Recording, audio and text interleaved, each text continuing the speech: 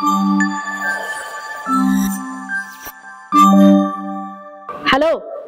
Cricket లో ధోని 6 కొట్టినప్పుడు మనం ఉన్న పొజిషన్ లో అట్లాగే ఉంటే మళ్ళీ 6 ఎట్లా కొడతాడు అనే ఒక సూపర్స్టిషన్ ఉంటుందో, అలా లాస్ట్ ఎపిసోడ్ నేను మాట్లాడినప్పుడు మంచి వ్యూస్ వచ్చాయని అదే సూపర్స్టిషన్, అదే యాక్సెస్ లో కూర్చున్నాను. కానీ ఈసారి బండి మారింది. ఈ బండికి కూడా ఒక చరిత్ర ఉంది. ఇది బుల్లెట్ బండి. నా గొంతు ఇంత అధ్వానంగా ఉన్నా నేను పాడతా. నీ బుల్లెట్ బండికి వచ్చేస్తా పాడుకుడు కుమని డుక్కు డుక్కుమని. ఎప్పుడైతుంది ఇది? పెళ్ళప్పుడు.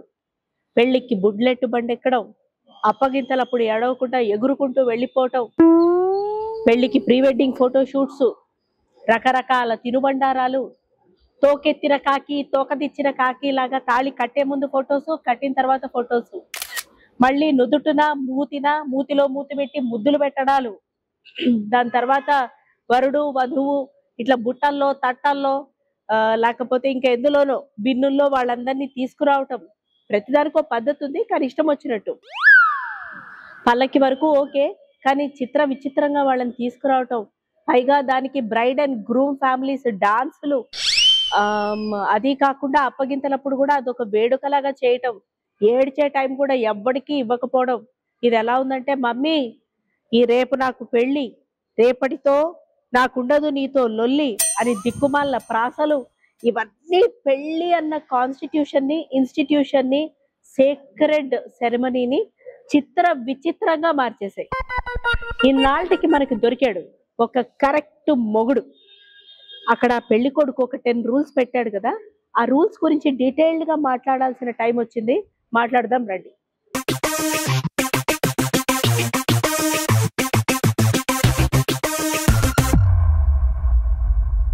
మీరు ఒకటి గమనించారా? ఇంతకుముందు లైట్ లేదు, ఇప్పుడు లైట్ వచ్చింది. ఎందుకంటే ఇంతకుముందు అంధకారంలో కూరుకుపోయిన మనకి ఇప్పుడు ఇట్లాంటి రూల్స్ కూడా పెట్టి పెళ్లి చేసుకోవచ్చు, ఇట్లాంటి వాటిని కూడా కట్నంగా అడగచ్చు అని తెలిసొచ్చింది. అందుకే లైట్ వచ్చింది. ఒక పెళ్లి కొడుకట, నాకు కట్నం గిట్నం డబ్బుల రూపాయన ఏమొద్దు, ఒక 10 కట్న కానుకలు కావాలి, ఇస్తారా అంటే ఇస్తాం బాబు ఇస్తామని ఎగిరెగిరి ఒప్పుకున్నారట. ఆ పెళ్లి కొడుకు ఏమడిగాడో తెలుసా? 10లో 1 చెప్తా. No pre wedding shoot will be done. నిజమే, ప్రీ వెడ్డింగ్ షూట్ అంటే ఏదో ఇంట్లో ఒక 4 ఫోటోలు తీసుకోవడం, బీచ్లకు వెళ్ళిపోవడం, బికినీలు వేసేసుకోవడం, బురదల్లో దొల్లి స్నానాలు చేసేయడం, వీలైతే బంజీ జంపింగ్లు చేసేయడం, మూతులు ముద్దులు. బా, అసలు అవి వాళ్ళు పెట్టేసుకుంటారు. అసలు ఫోటోగ్రాఫర్ల పరిస్థితి ఏంటి? వాళ్ళు చూసి తట్టుకొని బతికే గుండెలైనా అవి. వాళ్ళు ఎన్ని అరాచకాలు చూడాలి. స్లో మోషన్ లో పరిగెత్తడం, ఒకళ్ళనొకళ్ళు ఎత్తుకొని తిప్పబోయి బొక్కబోర్లా పడి మూతులు ముక్కులు రాళ్ళగొట్టుకోవడం, 34 పళ్ళు ఊడగట్టుకోవడం. ఇట్లా ప్రీ వెడ్డింగ్ ఫోటో షూట్లు అంటే నానా రకాల రచ్చ. దీని మీద పెద్ద డిబేటే జరిగింది. అందుకే పెళ్లి కొడుకు ఏమన్నాడంట, నాకు ప్రీ వెడ్డింగ్ ఫోటో షూట్ అనేది వద్దు అన్నాడట. అమ్మయ్యా, ఎంతమంది ఫోటోగ్రాఫర్ల కళ్ళు చెవులు అసలు ఓవరాల్ బాడీ బతికిపోతుందో. అఫ్ కోర్స్ డబ్బులు పోతే పోయాయి అనుకోండి, బట్ ఈ కల్చర్ని ఆపాలనుకున్నారు చూడు, అది నాకు నచ్చింది. Next, the bride will wear a sari not a lehenga.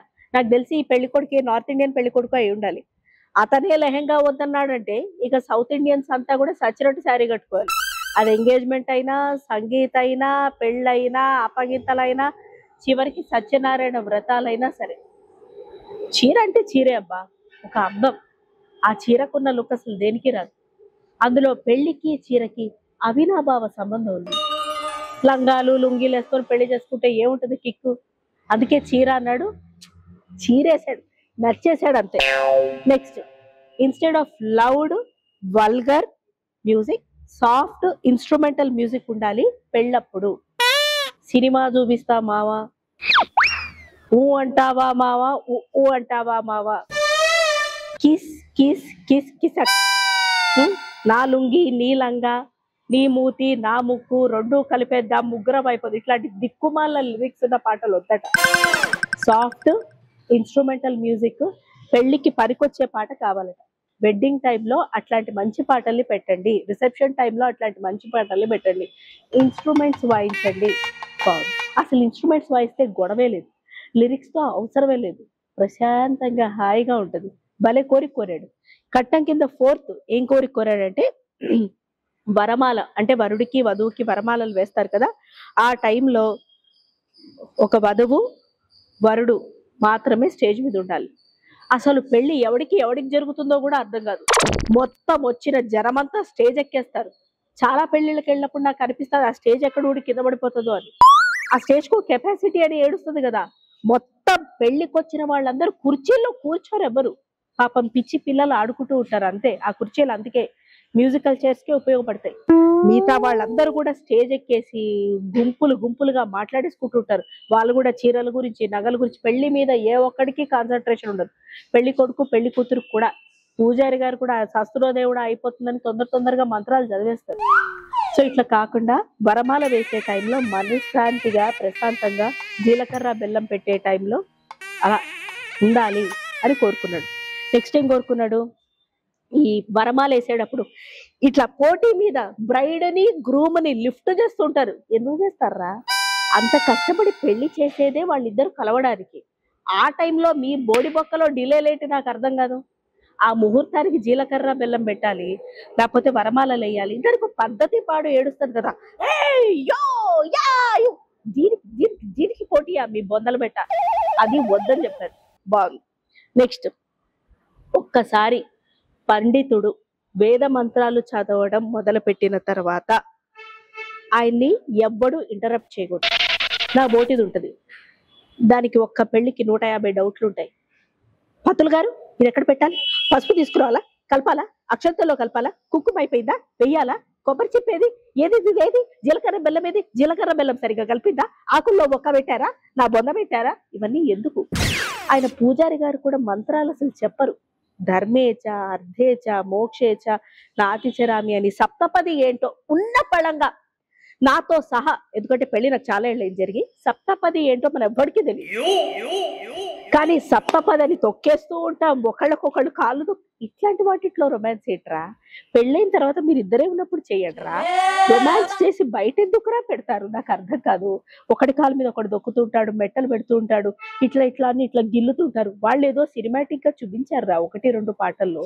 ఇప్పుడు మనం గిల్లించుకోవడం ఇవన్నీ చాలా వల్గర్ గా ఉంటాయి. చెయ్యకండి అసలు, ప్లీజ్ అంటున్నా, చిచి. ఇంకా మెయిన్ ఇంపార్టెంట్, వీడియోగ్రాఫర్ కనుక 3.5 లక్షల ప్యాకేజీ మాట్లాడుకున్నాడని, అరే పెళ్లి చేసుకొనియరు, తాళి కట్టనియరు, చూడనియరు, ఒక్క ఫోటో ఇట్లా ఆగమైపోతుంటాడు. నాకైతే అసలు ఫోటో, తాళికి ఒక క్లోజప్ ఫోటో. ఇంకా నయం, తాళిబొట్టుని నవ్వమనలేదు, సంతోషించాం. తాళిబొట్టుకు ఒక ఫోటో, పూజారి గారికి ఒక ఫోటో, మంత్రాలు చదువుతున్నప్పుడు ఒక ఫోటో, పెళ్లి కూతురు ఇట్లా దిగినప్పుడు ఒక ఫోటో, పెళ్లి కూతురు అద్దకన్ను, పెళ్లి కొడుకు అద్దముక్కు, పెళ్లి కూతురు అద్దమూతి కలిపి ఒక 4 ఫోటోలు, తాళి కట్టేటప్పుడు ఇట్లా చూసేటప్పుడు ఫోటో, ఈ నుదుటి మీద ముద్దు పెట్టడం.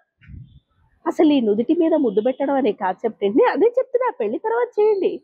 అసలు మనకి బెడ్రూమ్ లో చేయాల్సినవన్నీ బయట చేస్తున్నాం, బయట చేయాల్సినవన్నీ బెడ్రూమ్ లో చేస్తున్నాం. అందుకే ఏది ఎక్కడ చేయాలో అర్థమే సావట్లేదు. అందుకే పెళ్ళప్పుడట ఇలా ఫోటోగ్రాఫర్లు కామ్గా వాడి పని వాడు చేసుకోవాలి. ఏది తాళిప్పి మళ్ళీ కట్టు, ఫోటోలో సరిగ్గా పడలేదు, జీలకర్ర బెల్లం పీకి మళ్ళీ పెట్టి తగలడు, ఇట్లాంటివి చెయ్యకూడదు. వెనకాలే గుంపులుగా మనుషులు నిల్చోకూడదు. పిల్ల మాది పిల్లాడు మాది అని హాహాకారాలు చెయ్యకూడదు. వాళ్ళిద్దరూ పొద్దున ఏ కష్టంలో అయినా దూకి సస్తే మీరెవ్వరూ రారు. అంచేత వాళ్ళని బతకనియండి, పెళ్లికి అర్థం తెలుసుకొనియండి. అందుకే పెళ్లికి పీటల మీద ఫోటోగ్రాఫర్స్ హడావిడొద్దు, దూరం నుంచి కూర్చొని చేసుకోవాలని చెప్పాడు. నెక్స్ట్, ఇది సేక్రెడ్ వెడ్డింగ్, ఫోటోషూట్ ఫిలిం కాదు. ఒక్కసారి అయిపోయిన తర్వాత మళ్ళీ రిపీట్ మోడ్ లో వెళ్ళడానికి అవకాశాలు లేవు. అందుకే ఆ ముహూర్తానికి విలువిస్తాను. ముహూర్తం టైంలో కల్లా అన్ని అయిపోవాలన్నట్ట ఆ పెళ్లి కొడుకు. ఇంకేమన్నట్ట, ఇది 8th point, the bride and groom will not pose unnaturally. చాలా మంది ఫోటోలకి పెద్ద వాళ్ళని కలిసినప్పుడు ఇప్పటికి కూడా అతను షేక్ హ్యాండ్, ఇతను షేక్ హ్యాండ్ అని ఫోటో ఎందుకు పెడతారా? దీనికి న్యాచురల్ ఎమోషన్. ఇలా ఉండండి. కేక్ పెడుతూ బర్త్డేలకి వాడు నోట్లో గుచ్చుతున్నాడో ముక్కులో గుచ్చుతున్నాడో తెలియదు ఎందుకురా? అట్లాగే పెళ్లి చేసేటప్పుడు కూడా తాళి కట్టినా, గిఫ్ట్ ఇచ్చినా, షేక్ హ్యాండ్ ఇచ్చా, 1500 చదివిచ్చా, బ్రైడ్ అండ్ గ్రూమ్ తాళి కట్టించుకుంటూ ఇట్లా సైడ్కి అలా చెయ్యొద్దు అట. అదేదో వాళ్ళకి జరుగుతూ ఉంటుంది. ఫోటోగ్రాఫర్స్ కుదిరినన్ని క్యాప్చర్ చేయాలి లేదా వదిలి తగలబడాలి. Next 9th point, wedding ceremony వీలైతే పొద్దునే చేయాలి. అర్ధరాత్రి, అపరాత్రి ముహూర్తాలు పర్మిట్ చేస్తే తప్పితే జనరల్గా పొద్దునే పెట్టాలి. పెళ్లికి వచ్చిన వాళ్ళు రోజంతా కూర్చొని సాయంత్రం అప్పగింతలైన తర్వాత ఆ తర్వాత ఇంటికి వెళ్ళడానికి, వాళ్ళు తినటానికి, యాసిడిటీ ఫామ్ అవ్వకుండా ఉండడానికి, పెళ్లికి వచ్చిన గెస్ట్లు కూడా ప్రశాంతంగా ఉండడానికి పెళ్లి ముహూర్తం వీలైతే పొద్దునే పెట్టమన్నారు. బాగుంది. ఎందుకంటే అప్పగింతల టైంకి అందరూ అలసిపోతారు. అప్పుడు ఎవ్వడికి ఏడుపులు రావు, బయట తొందరగా పోతే అయిపోతుంది, రేపు తీరిగ్గా ఏడ్చుకోవచ్చు అన్న పాయింట్లో ఉంటారు. అందుకే ప్రశాంతంగా పెళ్లి, అప్పగింతలు, మొత్తం వచ్చిన గెస్ట్లు ప్రశాంతంగా ఉండడం, వెళ్లే గెస్ట్లు ప్రశాంతంగా ఉండడం జరగాలి. అది point. Last but not the least, పెళ్ళైపోయిన తర్వాత ఈ ఫోటోగ్రాఫర్లు వీళ్ళే కాకుండా ఈ చుట్టాలు ఉంటారు, అత్యుత్సాహపు చుట్టాలు. పెళ్లి కూతురు మేనమామ విడిచిన వేలు విడిచిన కాళ్ళు పట్టుకున్న మేనత్త వాళ్ళ పినతండ్రి వాళ్ళ కొడుకు వాళ్ళ కూతురు వాళ్ళ తమ్ముడు వాళ్ళ పిల్లలు, అంటే వాళ్ళకి వీళ్ళకి అసలు ఏమాత్రం సంబంధం ఉండదు. అయినా కూడా వచ్చేసి come on hug the bride, now you may kiss the bride, now you may lip lock the bride చెప్తూ కొట్టానని చెప్పాడు వాడు. ఇట్లాంటివి చేస్తే అదే దానికి ఫస్ట్ నైట్ ముహూర్తం ఇవన్నీ ఏడ్చాయి. సో పెళ్ళవగానే పెళ్లి కొడుకుని పెళ్లి కూతుర్ని హగ్ చేసుకోండి, ముద్దులు పెట్టుకోండి, నేను స్లో మోషన్లో షాట్ తీస్తా అని ఫోటోగ్రాఫర్స్ కానీ వీడియోగ్రాఫర్స్ కానీ చుట్టాలు కానీ ఇబ్బంది పెడితే వాళ్ళకి ఇంకా అదే లాస్ట్ అని చెప్పాడు. నెక్స్ట్ బర్త్డే ఉండదని చెప్పాడు. ఇట్లా 10 కోరికలు కోరాడు ఈ సూపర్ పెళ్లి కొడుకు. నాకు అనిపించింది ఇట్లా అత్యుత్సాహం ప్రదర్శించి పెళ్లి అనేది ఒక తంతులాగా చేసే వాళ్ళందరికీ ఇట్లాంటి మొగాళ్ళు కరెక్ట్ మొగుళ్ళు దొరకాలి. ఎవడో ఒకడు చెక్ పెట్టాలి కదా, అప్పుడే కదా ఒక రూల్ అనేది ఇంప్లిమెంట్ అయ్యేది. ఇదిగో వీళ్ళు ఇంప్లిమెంట్ చేశారు, ఇట్లాగా మనం అందరం కూడా ఇంప్లిమెంట్ చేస్తే పెళ్లి అనేది ప్రశాంతంగా ఉంటుంది. లేకపోతే ఎందుకు వస్తున్నారో తెలియదు, ఎప్పుడు పెళ్లి అయిపోయిందో తెలియదు, ఎందుకు వెళ్ళిపోతున్నామో తెలియదు. అదనమాట. ఈ వీడియో కనుక మీకు నచ్చితే లైక్ చేయండి, షేర్ చేయండి, కామెంట్స్ పెట్టద్దన్నా పెట్టారు లాస్ట్ వీడియోకి పాజిటివ్గా, థ్యాంక్ యూ. ఈ వీడియోకి కూడా మీరు పెట్టాలనుకుంటే పెట్టుకోవచ్చు. నా గొంతు బాగాలేదు, క్షమించండి. ఎందుకంటే గొంతు బాగున్నప్పుడు చేద్దామంటే ఒక 15 రోజులు టైం పడుతుంది, మొత్తం పడుకున్నది. దాన్ని ఇప్పుడు నేను తట్టి లేసాను. Okay, thank you, bye.